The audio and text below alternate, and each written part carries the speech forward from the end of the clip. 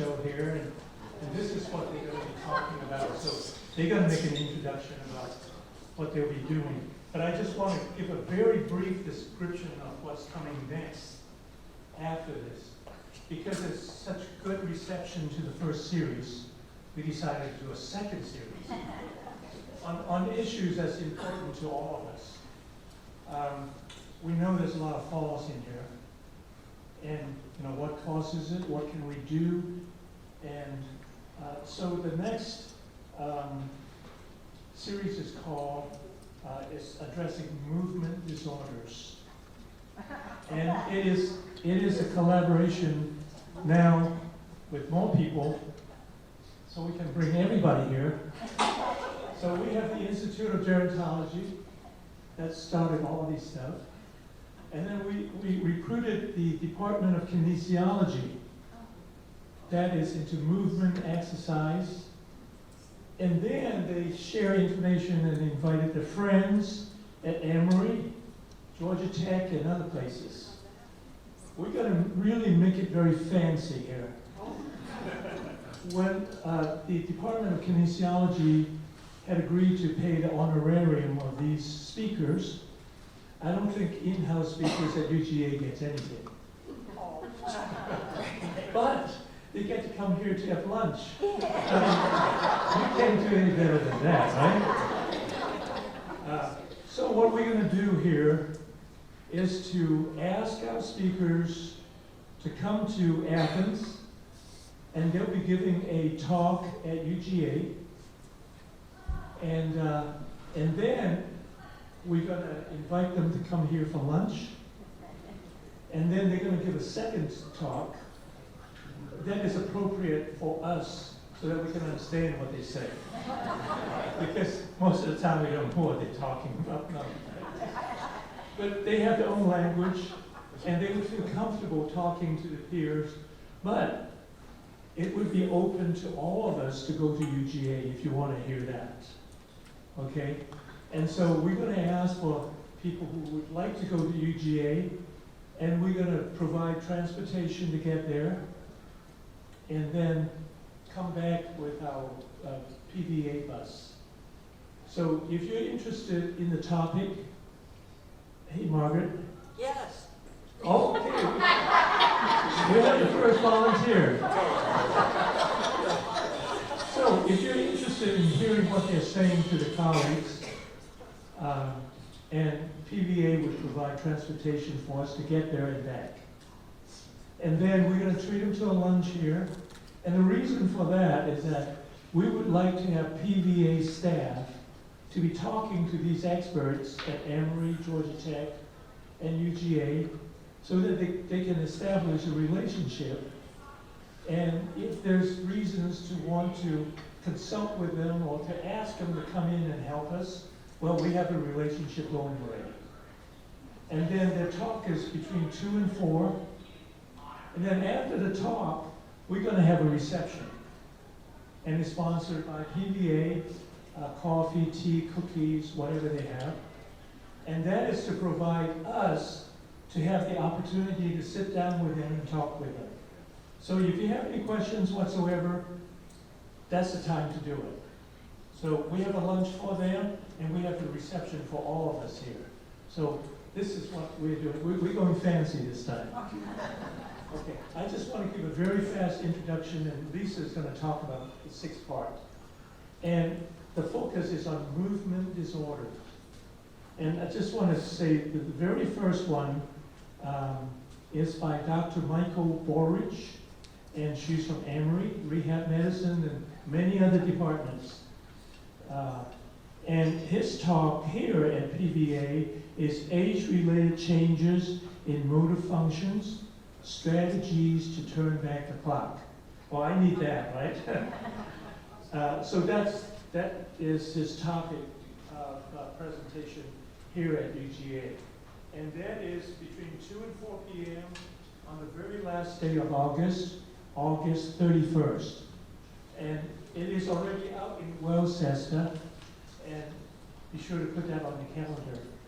Then the second one is quite important, and it has to do with fall prevention. among older adults. It is by a person, his name is Steve Wolf, and I've known Steve for about 30 or 40 years. And he is the expert in this country and the world on fall and fall prevention. So, I mean, he would be just a great speaker. And it is on September 28th between 2 and 4. The third session has to do with stroke prevention, treatment, and management. And that will be by Samir Bala. How do you pronounce that? Okay. I'll look at it. And he's an MD and an associate professor in the Department of Neurology and Rehab Medicine. Then the fourth session, November 30th, and this is going to be interesting. It has to do with stroke and stroke recovery, and from the acute to chronic stages. So, and this is by a very well-trained assistant professor who was trained in Johns Hopkins, and her work is into stroke and recovery from stroke and what happened between stroke and motor dysfunctions. So I look forward to that one. And then the next one is on aging and creativity, and how does brain plasticity relate to the maintenance of creativity. And so, let's see, and the very last one is really a treat. This person is, oh, okay, sorry. This person is a distinguished chair in biomedical engineering and at Emory and Georgia Tech. And she is invited to come to UGA to make a special presentation, an endowed presentation. So she's going to do it in the morning, and she's going to be coming here to talk about the role of the brain on balancing. So those are the 6. I guess Lisa's going to give maybe an introduction to this. Okay.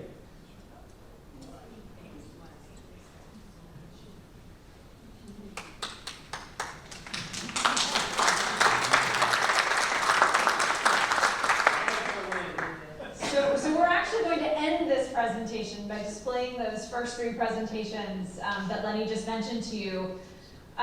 We are very excited. The Institute of Gerontology in the College of Public Health and the Department of Kinesiology in the Mary Frances Early College of Education, and of course Presbyterian Athens. Thank you, Lenny, for arranging all of that. Presbyterian Village Athens. We're all going to get together and make sure that the information keeps coming for you, that we are always keeping this commitment to be here, to be present, and to tell you things that we hope will change your lives. You'll never get rid of us.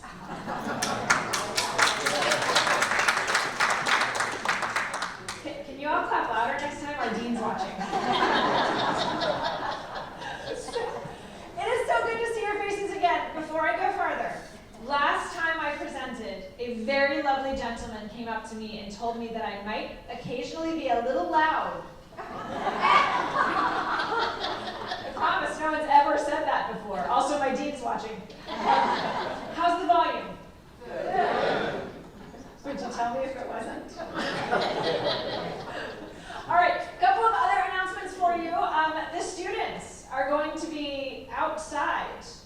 One of them was teaching a class in the summer, and that had to get out. And they are going to be outside with densitometers, probably, I don't know now. So do feel free to creep on out and have that last eye measurement taken. And they are going to be sticking around after the presentation to make sure that everyone gets measured. So do feel free to come out. If you look at them and say, you know what, I'm just not feeling it today, all you have to do is email. Feel free to come out to the Institute, and I'll give you a tour and an eye test. But a tour. It'll be glorious. So they will be out there today. They might actually already be standing out there. But if so, feel free to hop on out and get that last eye measurement done whenever you like. So we're back. We will continue to be back. You will see us again this month for the first seminar series. But for us, this is a really bittersweet day. Time flies when you're having fun, and we have very much enjoyed being here every month for the last 6 months. This is a sort of strange, sad week because not only is it the last presentation of this, but many of you know my stepdaughter, Maddie, who will be leaving for college, and you won't be seeing her as much either. And I'm having real mom problems right now. So hug her for me and tell her she's gonna rock it. You just see her. So time has flown by, as it tends to do when one has fun. So let's go ahead and do a little bit of a recap of what we have done this last 6 months. First, we got together and we talked about disease prevention. How to develop cognitive vitality, right? That state of engaging our minds, engaging our bodies, and building the best brains that we can. That was step one. You had so many good questions. And I promise you, that slide was actually in the presentation. You just didn't see it. Because none of the tech worked that day. The slides were brilliant. Just take my word for it. So we talked about disease prevention. You had wonderful questions.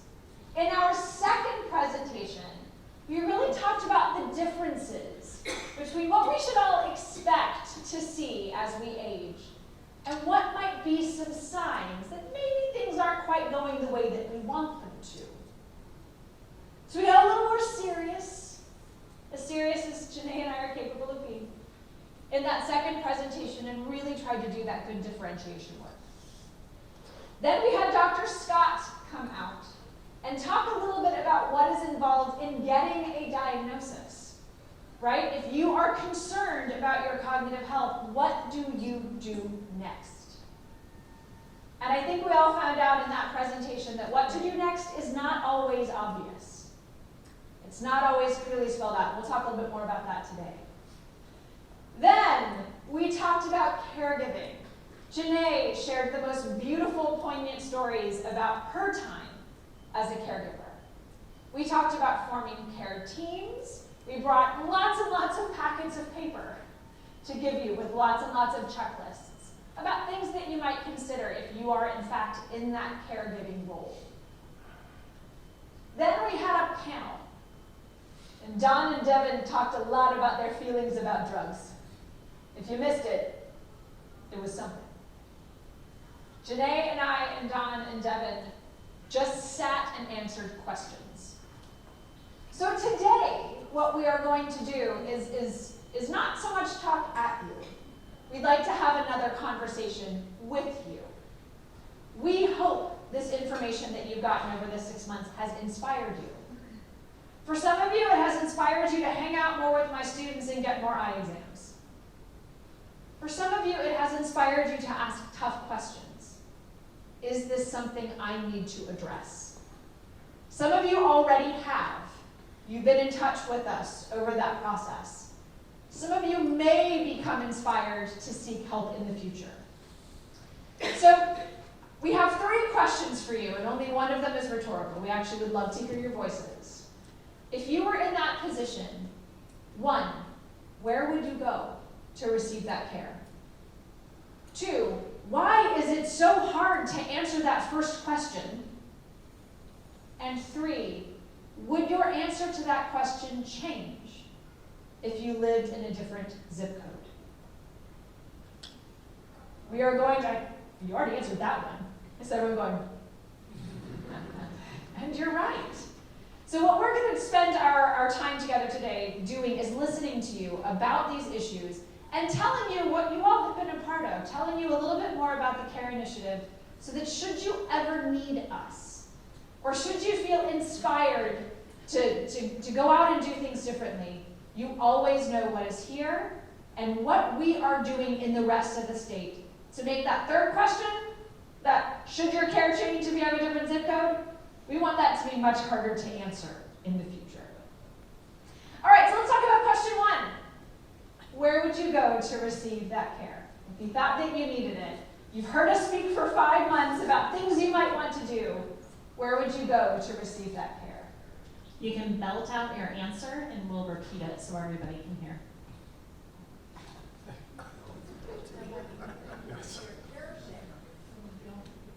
The Care Center.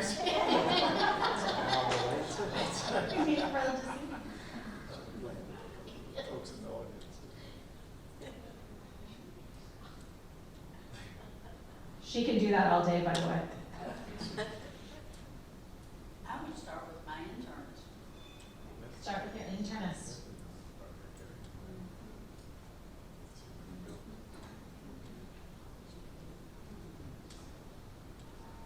Your GP. Our independent living social worker. Independent living social worker. Neurologist. A neurologist.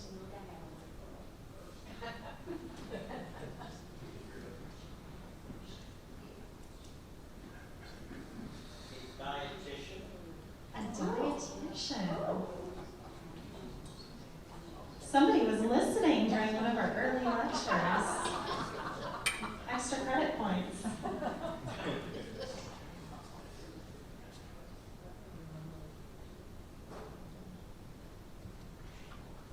So we heard a number of answers, different places you could go. But yet we still hear from a lot of folks, I don't know what to do. Or I make a phone call and there's a wait list. Have you all experienced that? Any idea what the general wait lists here in Athens are to get cognitive assessment?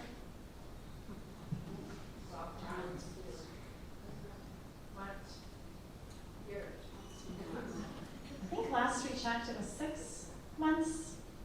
6 to 12. 6 to 12. 6 to 12. So we have found time and time again that answering this question is hard. Usually folks have some ideas of where to go, first steps, but having an idea of the entire process is difficult for a lot of folks, in part because our healthcare system doesn't make it very easy, right? There's long waiting lists. Access to specialists can be limited depending on where you live. I'm giving the answer to a bigger question. And so we have found that this question is so hard to answer. And when Lisa and I met in 2017, we thought there has to be a better way, right? There has to be a better way, a better pathway to receiving diagnosis, to receiving support, to understand what is dementia, what is not dementia. And over the past several months, you've heard a lot of stories about our grandmothers being inspiration. And that's because it's personal. It's personal to us, and it's personal to many of you in the room. And so as we started to think through, well, what would our solution be? That personal aspect was always at the forefront of our brains when we were thinking through this, right? What model should we develop? We're public health. How can public health do it better? And how can we make sure that we put the human first throughout this entire process?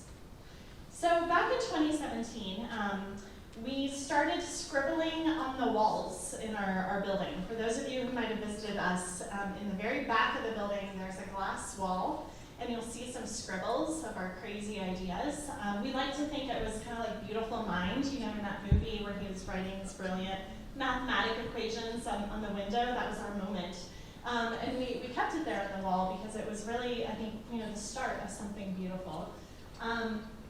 And we started to say, okay, what should our mission be? What should this look like? Can you talk slower, please? Sure. Only get every short word. Absolutely. I am from Ohio, up north. I tend to talk fast, so my apologies. I can slow down. So when we had our initial meeting back in 2017, our mission became clear from the get-go. We wanted a new pathway to living with dementia. An emphasis on that piece, living with. Folks live with this disease for a long time period, and we built our center to provide and improve access to diagnosis, education and support for those at risk for and living with dementia. So very early on, we identified these 3 pillars. We knew that these 3 things would be important in moving the needle in dementia care here in Georgia. The first is education. Every good public health program starts with education. Knowledge allows people to make informed healthcare decisions. And so education is really the bedrock of our entire mission. Diagnosis. People need access to diagnosis in a timely manner. And then finally, support. Time and time again, we've heard it in this room, a diagnosis might be offered, and then very little follow-up is given in terms of what the next steps should be. We want to do it different for all of these 3 pillars. So our mission would not be successful if it weren't for our amazing team. So this idea was born in 2017, so you're counting on your fingers how many years it's taken for us to get up and running. And in part, that's because we needed to build this the right way. Identifying the right team, the right expertise, building an integrated medical model that will actually make a difference. So you've met some of our team. You've met the amazing Don Scott. Dr. Lavender has been here to talk about pharmacy. They're just a few of our team members. The CARE initiative is large. We span across 11 different departments in colleges throughout the university. So for those of you who have walked in our doors, you might have met a number of these individuals. Lisa and I co-direct. We have initiatives out throughout Georgia. We'll talk more about that later, but we have a dedicated education team, a diagnosis team. I'm excited to say we are growing and just recently hired Dr. Coria, who will be joining us shortly. And then a team of individuals who provide support post-diagnosis. These folks, you'll notice, again, are from all over campus. That interdisciplinary model is so important when we're trying to solve difficult health questions and problems. Now, we don't work in isolation. We are UGA, we are educators. So we also have an army of students from across campus, from all of those colleges and departments who work with us, who are training. It is so important to us that we, through our mission, are better preparing the workforce of tomorrow. So that way, our workforce addressing dementia tomorrow is better than the workforce today. So for those of you who come through our doors, you might have interacted with students. They might be assisting with assessments. They might be providing therapy. They are behind the scenes putting together all of the pamphlets that you've seen under close supervision of our integrated interdisciplinary supervisors. So if you come through our doors, our process is the following, and I'd like to say thank you to a number of folks in this room. Some of you have gone through this process, and we thank you for being open and honest and humble and patient as we're figuring out our process. There are times, we're still working through kind of the kinks of developing this. But essentially, our process when you come through our doors, it starts with intake, where we look at medical records. You have an extensive visit with Dr. Scott. Cognitive assessments, labs, and imaging, if needed, happen. You then receive a report, and then post-diagnosis services, where we offer support after that diagnosis. For those of you in the room who might have gone through this process early on, you might be saying, oh, I didn't receive this yet. This has actually been one of our harder pillars, the support piece.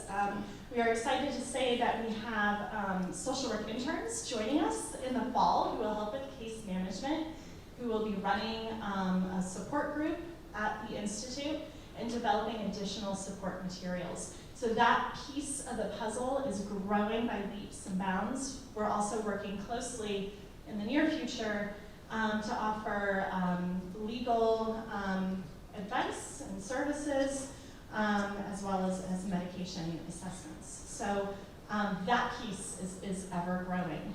So for those of you who've gone through the process, please be on the lookout for additional communications about that. All right. So in our first question, we asked you, where would you go to receive dementia care? And we found that that question is pretty difficult to answer. So now we want to hear from you a bit more. Why is that question so difficult to answer? Yes, in the back. We are in America in charge of our own health care. And there is a population, a part of the population, which says, why would you want to know? So the first part of that, those three parts, there is a resistance to people to actually go and get diagnosed, even though we know something is not right. And I'm not sure the reason for that, but I've had people say, why would you want to know? Because if you found out, then you might lose your driver's license, or you might, so there's a fear of what this might bring.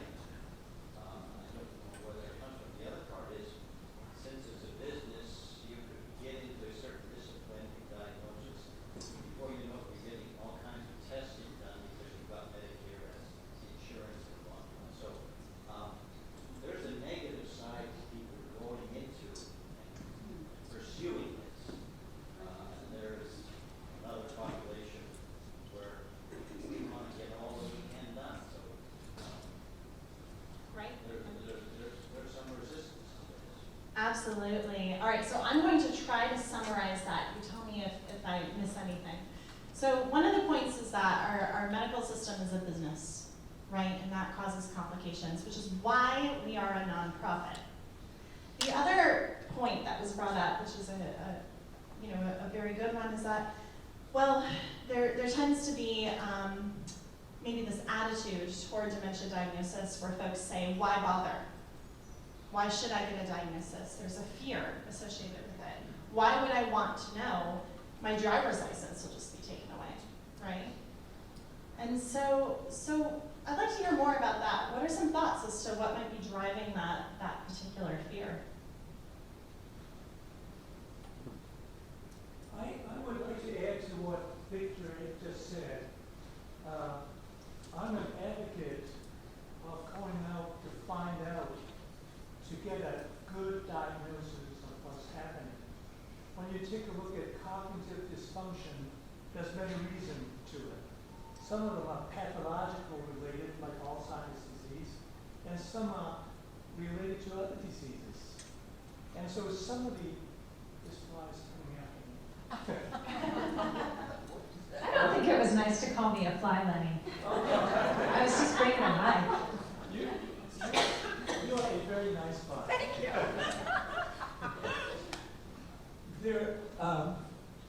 There's many reasons for cognitive dysfunction. Some of them is definitely reversible, and others are not, at least so far.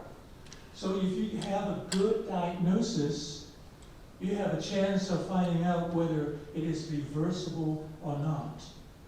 The non-reversible types are perhaps a real Alzheimer's disease is due to pathological changes, and those changes that you can't do anything about. But one of the first things the diagnostic team would do is to check some of the very common causes of cognitive dysfunction that's reversible. And a very popular one is they check your vitamin B12. I think if you have a big depletion of vitamin B12, you would show a behavior that is completely disorientation that may look like Alzheimer's disease. And the reversal is very easy. I think many of you would know. If your doctor would give you a vitamin B12 shot, your behavior would just turn 360 degrees. It is very, very easy. So there's a schema of diagnosis, and many of them would isolate reversible causes that could be reversed very easily. So I don't subscribe to the notion that if I let people know that I would lose my autonomy or your driver's license. I think a good diagnosis is worth its weight in gold. And that's the reason the schema that you're talking about and the services that is available through you is so important. And what you do is that you use a biopsychosocial model that covers the whole gamut. And you would take the guesswork out. So I really don't see why there's a hesitancy in doing it. I think we can touch on that. There definitely is a hesitancy, and I think, Lenny, you bring up a really amazing point about the importance of a good diagnosis. We'll talk in a little bit about how we have been all over the state of Georgia, conducting listening sessions, understanding this public health issue in a very in-depth way. And one thing that we are finding is I think that people don't necessarily know that certain aspects of dementia-like symptoms could actually be reversed depending on the cause, right? So going back to that education piece, remember I said we have 3 major pillars in our initiative. Education was the first one we identified for that reason, because there's a lot of misunderstanding or a lack of understanding about what dementia is and is not, how it might be treated, or even how it's diagnosed. And so to Lenny's point, that's a stigma that we want to address head on, because it is creating a fear for individuals who then might be hesitant to seek a diagnosis when, as Lenny pointed out, in fact, there are things that can be done, of course. Yeah, we often don't diagnose Alzheimer's disease. We say, ooh, that drug and that drug don't actually play well together. That's not Alzheimer's disease. That's taking a pill off your list. So I appreciate the earlier point about stigma and Lenny's point that it could be something else. And to answer a question that I was just asked above, as far as vitamin B goes, B12, how do you know if you're taking it supplementally, if you're getting enough? And the answer is really the only way to tell that is to go have it measured. So it's one of those things that, I would say when you go up for your checkup, if ask if it is going to be measured, and if it's not, ask for it. Please do, Lenny. Let's say if you are diagnosed with Alzheimer's disease and you get physiological, data to back it up. It doesn't mean 100% that you're going to have cognitive dysfunction. And I think I mentioned this before to you, is that in my study, I get people's brain after they die, and we do a autopsy of the brain. And what we found was, indeed, when there's a lot of plaques and tangle, then you have really glaring cognitive dysfunction. And that is only accurate 80% of the time. Just think about it. If there's 20% of the people, one on one end of the distribution on the other end, so some people have all the plaques and tangles, all the signs of brain pathology that is related to Alzheimer's disease. And the other side, and what happened to these people, they have all the pathologies, but they behave very normally. So it's not 100% diagnosis.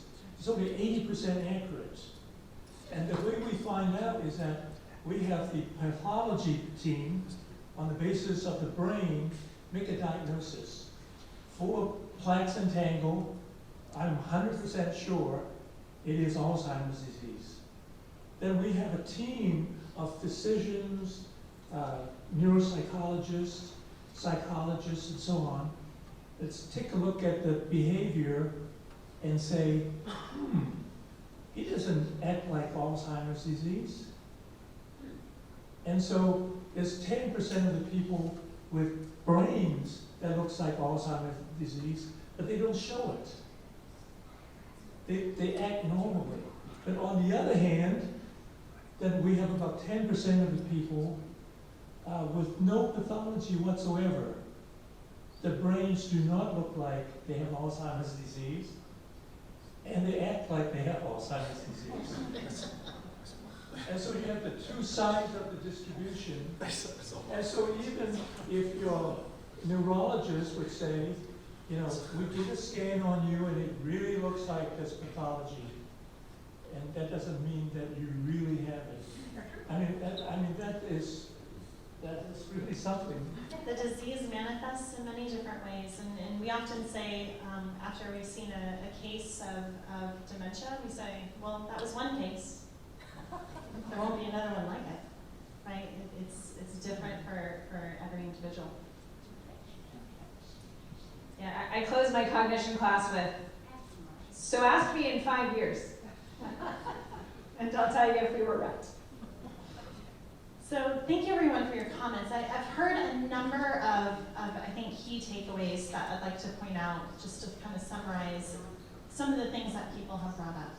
So why is it so hard to answer that question? Well, we heard cost was brought up, right? It's expensive. We've heard that our medical system is complicated, right? It's difficult to know where to go or how to navigate through it. We've heard, as Lenny just stated, there's a lot of individual differences. So even understanding the disease, knowing the difference between person to person, it's hard for us to understand. It's also really hard for medical providers to understand. Diagnosis is tricky. We've also heard that there's a stigma, right? A fear to getting diagnosed. What's for it, right? Why get that diagnosis? To which we say there's a lot of reasons to get that diagnosis, right? That's when your care plan can start. So there's a lot of reasons for why answering that question is so difficult. And all of those things that have been brought up, that you all have identified, it's made worse, right? Depending on where you live. So earlier we asked this question: would your answer to the question, to question one, change if you lived in a different zip code? And we saw a lot of heads nodding. And as public health specialists, we can tell you, yes, it does matter depending on your zip code. Insurance, right, is one. So this is our process, right, that we've developed at the Care Center. But what if you don't live in Athens, Georgia? Where would you go? Who would you talk to? Do you have access to a specialist? Do you even have access to an MD in your county? And often, too often, the answer is no. In the state of Georgia, we have 159 counties. 118 of those are designated as rural. And there's a serious lack to access. So the barriers that we often find in rural Georgia can be categorized into 4 major categories. The first is knowledge, right? Getting back to that comment earlier about stigma, a fear of the disease. In fact, there's evaluations and surveys created out there, questionnaires that specifically measure this fear because it's so prevalent among folks. Health literacy can be an issue. And also, this sense of not really understanding the disease. While we're out in rural Georgia, we still hear the term old-timers disease, where folks think that a certain level of cognitive decline, well, that's just normal aging. And as we talked about in our second session here, well, there's a difference between normal aging, cognitive loss, and dementia. There's a difference. And that is not necessarily well understood. Cultural issues are also prevalent throughout rural Georgia. So mistrust of science, language barriers, stigma, infrastructure. We talked about a lack of resources or access to healthcare specialists that make it very difficult to get diagnosed. And economic, right? Caring for individuals with dementia is expensive. Getting a diagnosis can be expensive. And a lot of individuals lack insurance throughout rural Georgia, prohibiting them from getting access to the care that they need. So back in 2017, when we were developing our model, we had all of this in mind. And I have to admit, back then, we only knew a sliver of this. We knew this was a big problem, But since then, we've been busy on the road throughout Georgia, really understanding this problem in depth. And the knowledge of all of these barriers has really informed us in building a model that is different, that addresses this problem in a different way.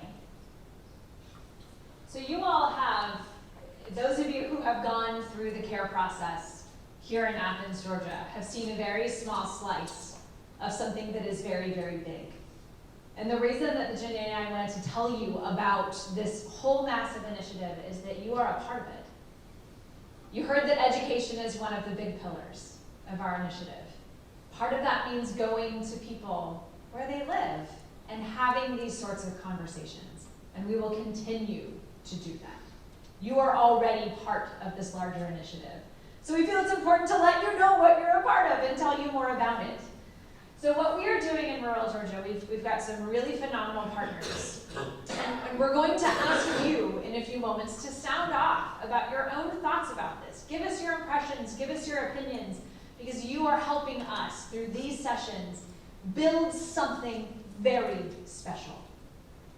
So we've got a couple of extraordinary partners. We have some wonderful academic partners at the University of Georgia. You've seen Don from the Medical Partnership, Devin from Pharmacy. You saw Dr. Heckman from Counseling Psychology. I can't wait to introduce you to Dr. Correa, who's going to be with us and also working with psychology.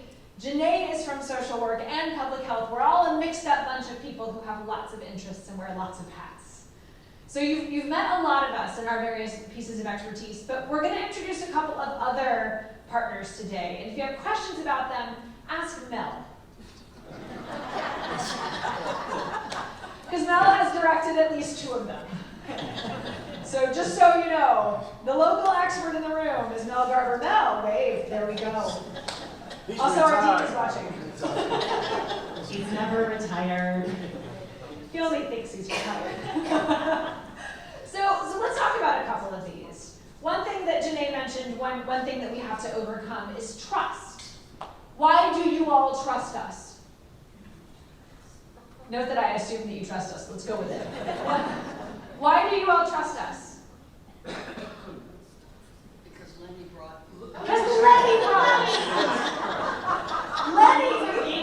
Lenny is our gatekeeper. Lenny told you that we were generally respectable human beings who knew a thing or two about brains, and suddenly you've listened to us, and now you know what macular pigment is, and you've asked me interesting questions about B vitamins, and you're there, you trust us.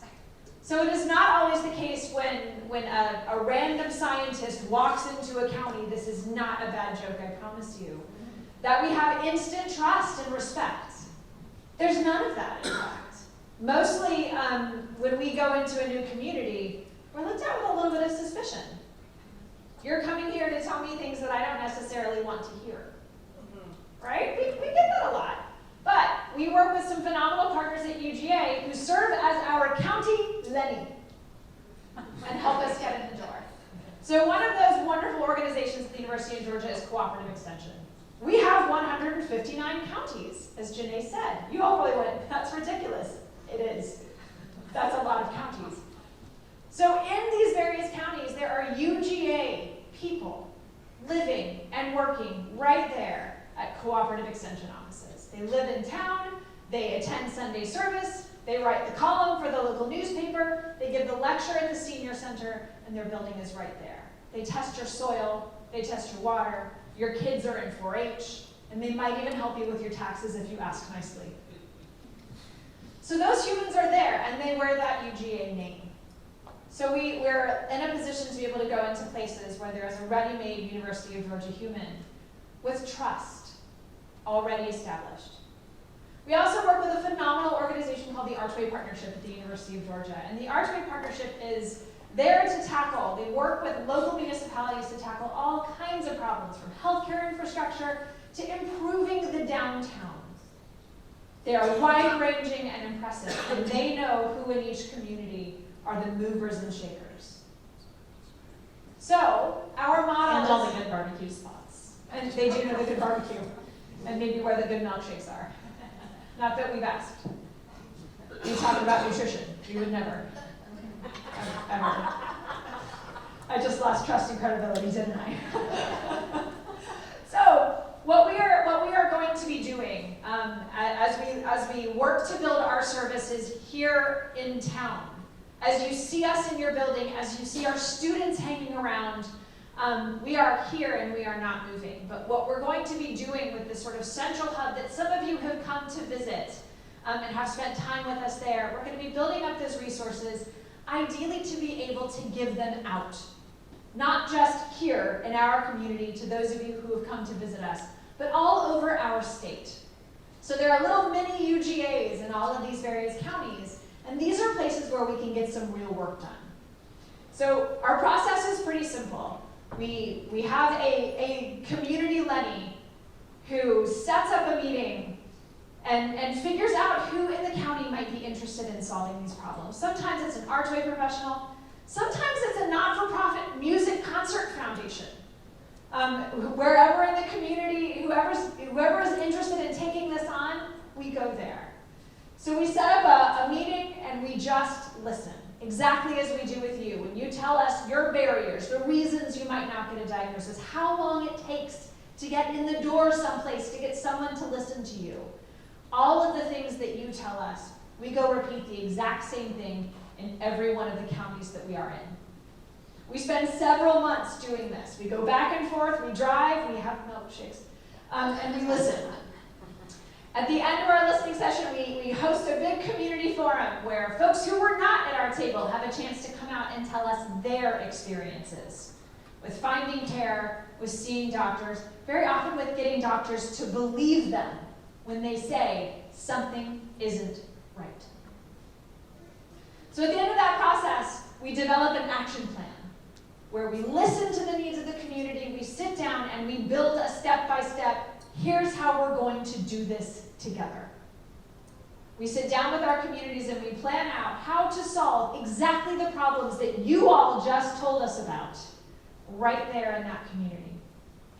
We then spend a couple of years executing on that plan. Maybe we are hosting a car wash or a bake sale to try to raise enough money to build a telehealth cart so that people can get an assessment. Maybe we're going around to all the civic groups and getting folks united behind this cause.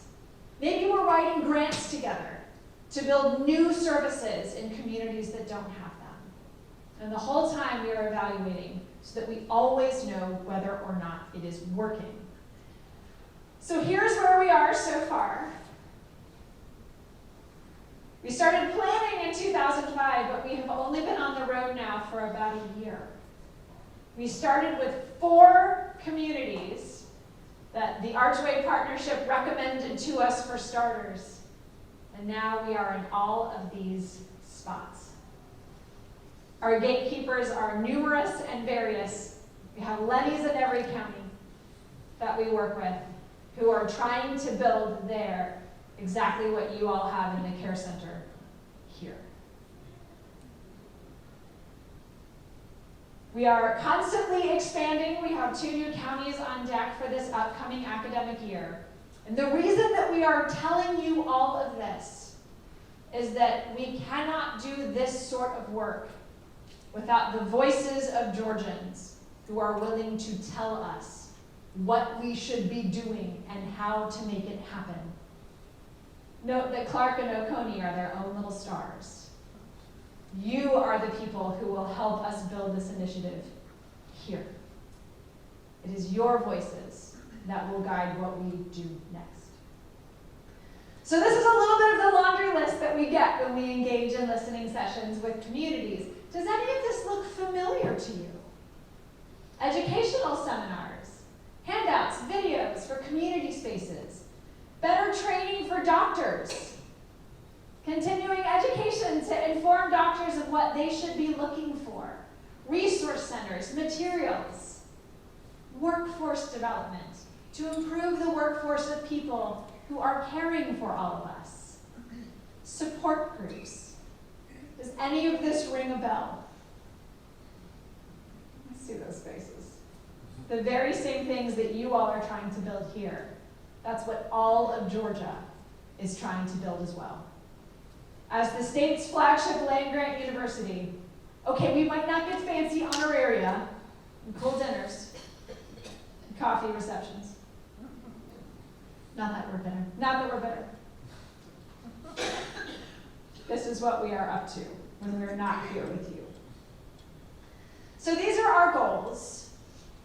And what we would like to do in just a moment is open the floor again to all of you. You are guiding us. You are telling us what to build. So please continue to do so. Now this always sounds sort of strange when you look at these, but let's walk you through them. In the short term, we want to increase access to resources for care partners so that no one faces crisis while being a care partner. I know this is something that resounds in the lives of some of you. It is easy, all too easy to end up in that situation, and we want to build resources all over our state so that that never happens. In the medium term, we want to see more diagnoses of Alzheimer's disease, which sounds ridiculous. We don't want more people to be sick. But what we do want is a better educated community that says, wait a minute, that's not normal aging. And I write about this. There is something that I need to get checked out, and I'm not afraid to do it. And a better equipped healthcare provider base that says, you're right. Yes, we can. This is important. Let's tackle this together. In the long term, we want to see those diagnoses drop down because we all know a little bit more about how to prevent them. Less crisis, better access, prevention. That is what you all have been part of. You have engaged in education. You know what to do. You were able to answer question 1. And that is really important. You have been and continue to be part of something special. Because we exist to serve you, it's really important that you all constantly know what we are up to. And we will beg you to continue to direct us. So we're going to open back up in just a few minutes. But first, we would like to introduce somebody very special. We already called Mel out. You already know Lenny. I'm sure we can find a few more of you to embarrass. Lindsay's back there. Wait, Lindsay. So in doing that, there is a very special person that we would like to introduce you to. It is our dean, Dean Marcia Davis, the Dean of the College of Public Health, who is the reason we are able to be in front of you today.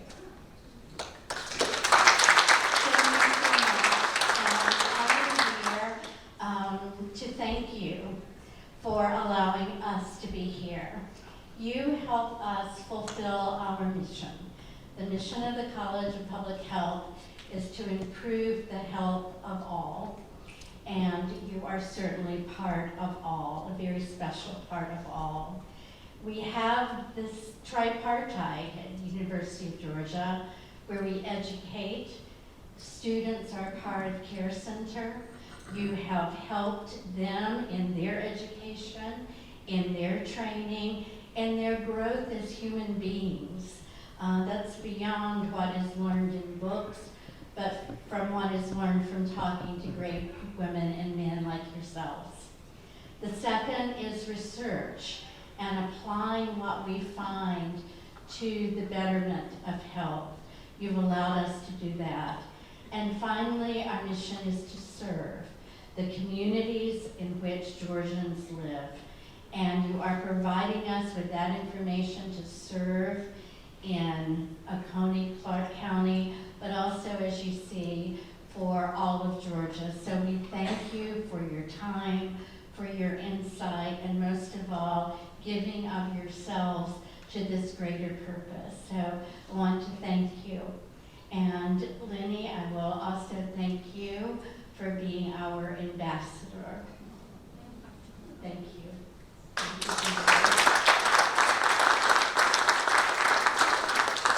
So for those who would like to know more about how to get involved in supporting CARE's mission, step 1, talk to us.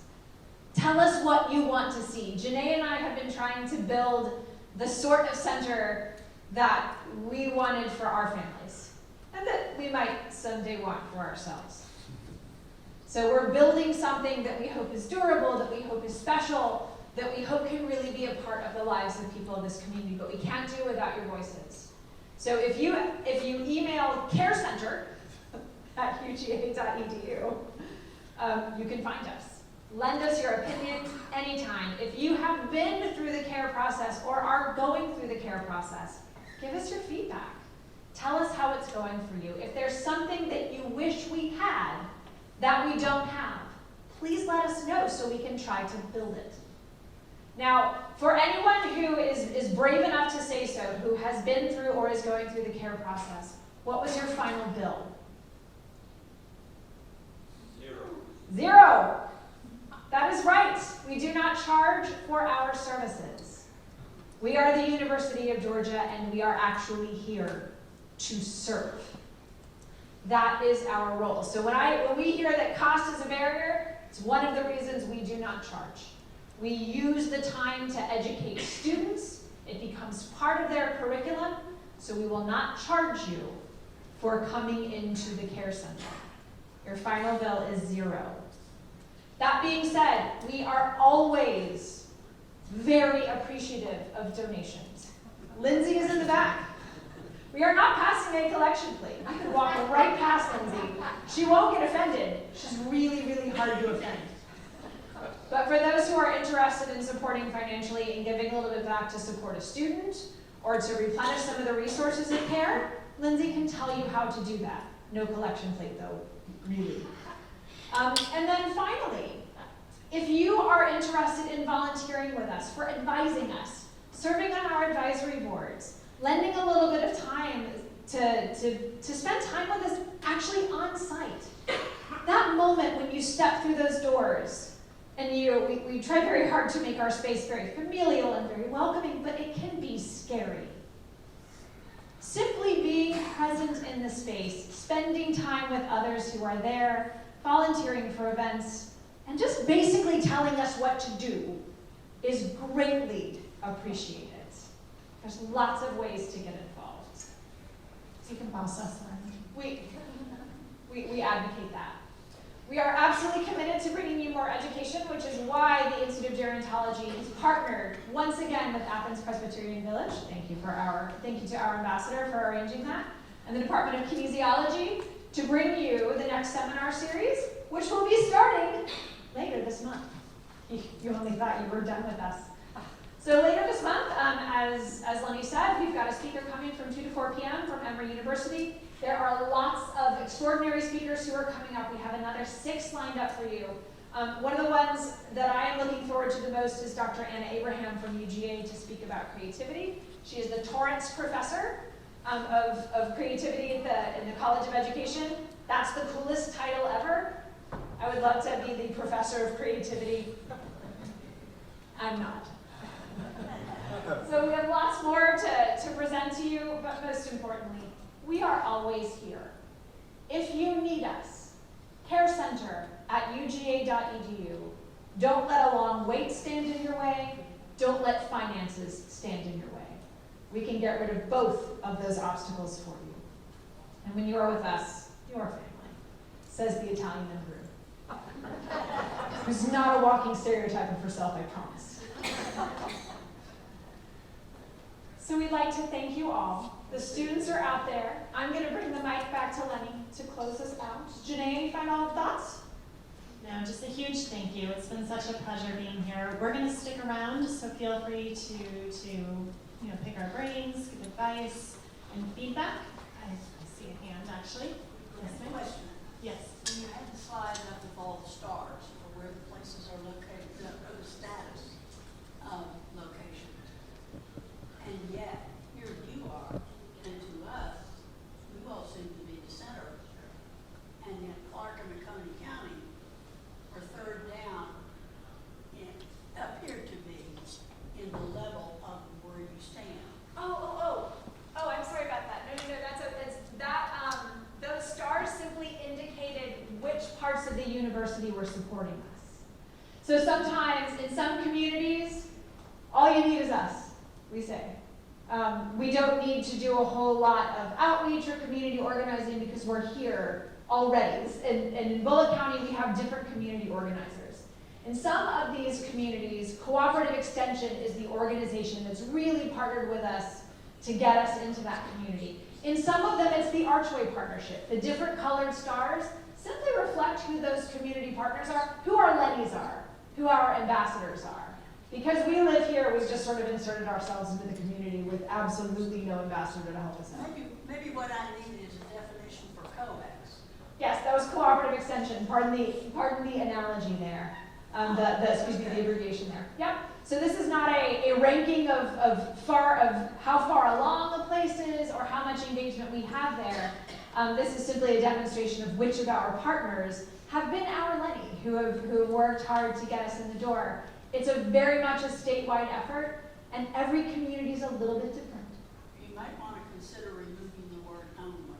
Yes. This is a good point. That confused me. Yep, nope, you are right about that. And this is what we get for taking a slide that we made for something else and sticking it in here. Busted. Completely busted. We thought we could sweep that under the rug and no one would notice.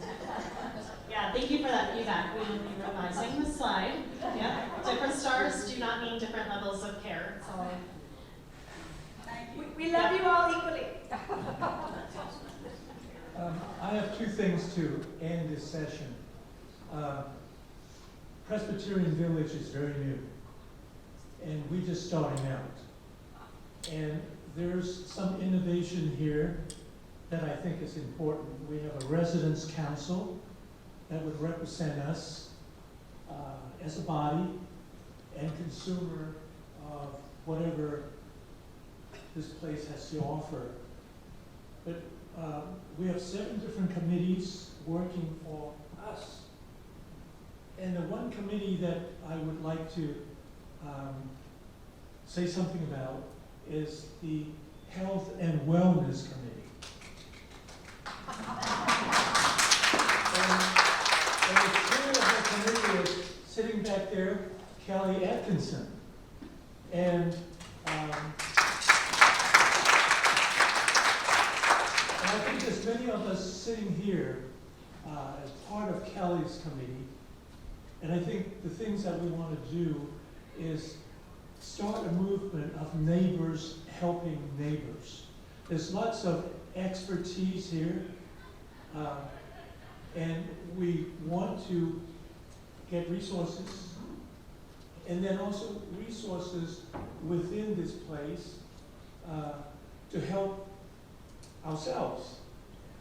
And so what I would like to do is to take you up on your offer and challenge, and through the Health and Wellness Committee, set up listening sessions, setting up priorities of things that we have questions about, and then perhaps along with you, we can list out priorities of things that we would like to resolve. And then we go through the action plan and going through the various steps to get it done. So this is number one, and Kelly is fantastic in getting things done. And I think many of us sitting here is here to help Kelly. And so this is what we want to do, and we're going to tick you up on the offer. So that's number one. All right. Okay. The second one, I think is more personal here. I have Dean Davis's permission to make an announcement. In 1985, a number of years ago, I came from Harvard to UGA to direct the Institute of Gerontology and be the chair of the faculty of gerontology. And through that effort of quite a few years, I retired in 2011. And through those years, we established programs within the university system, across university, within the state, the US, Southeastern Conference, and international. And that's because that's essentially it's my bag. That's what I do. But I see very exciting things happening in the Institute. And at the Institute, they still give me an office. And I hope they don't kick me out. Oops. So the announcement with Dean Davis's permission, I would like to introduce the new director of the Institute. All right.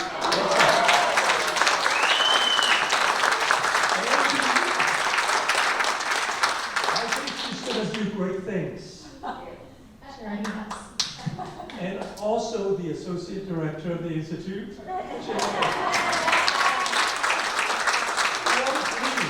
a team. And I pledge my support to you guys. Thank you, Maureen. So I feel good about it.